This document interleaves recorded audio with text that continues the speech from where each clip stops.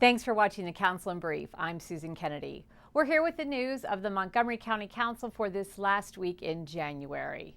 In response to the arrival of transportation companies like Uber and Lyft, the County Council introduced 3 bills to address some of the issues that the taxicab industry is now facing. And as council members tell us, the main goal is to ensure a competitive market while providing safe and convenient services. The bills were the subject of a work session for the Council's Transportation and Environment Committee.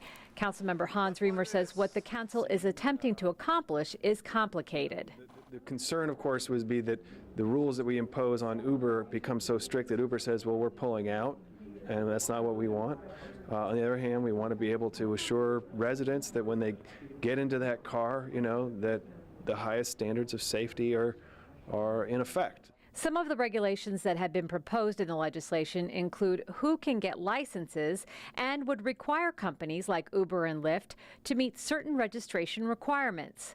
As Roger Berliner tells us, there has been some pushback from those companies in what is being asked of them, specifically requiring drivers be fingerprinted as part of their registration. Uber and Lyft resist that. They believe that their background checks are actually superior to what communities across the country have required on fingerprinting. I don't think our committee is convinced of that, particularly insofar as it costs $35 and you get it in 72 hours. We don't see why that's such a significant impediment to someone becoming a driver in this way. One of the bills addresses how Uber and Lyft has affected taxicab companies here in the county. Council members say their arrival calls for legislation that assists the existing taxicab companies in adapting to the changing marketplace. The private sector is proving that there's a better way to provide this service. And Uber is better than, the traditional taxi model. I don't think there's any question about that. And so what are we going to do in that environment? Are we going to, shut out the better service model because it challenges some of our notions about how things should be done, or are we going to adapt, and keep moving forward? And I think we should be moving forward. New legislation that would aid the police department in combating human trafficking has been introduced by the county executive. At a recent press event, council members and law enforcement stood by Mr. Leggett's side as he laid out the details.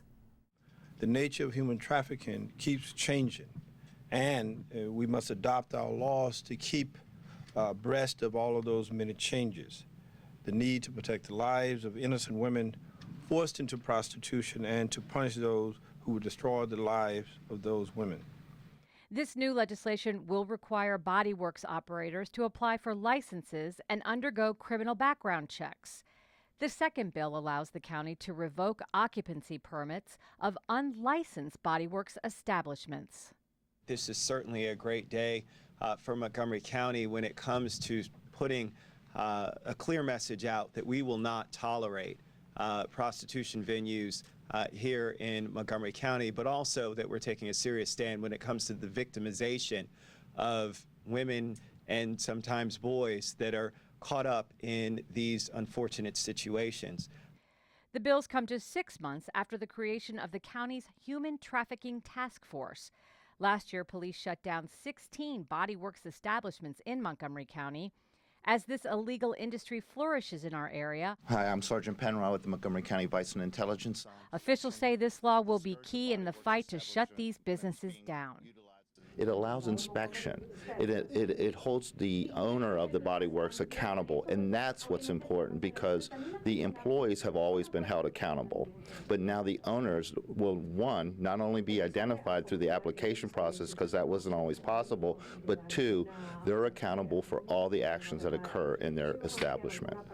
The measures are expected to be on the desks of council members within the next week.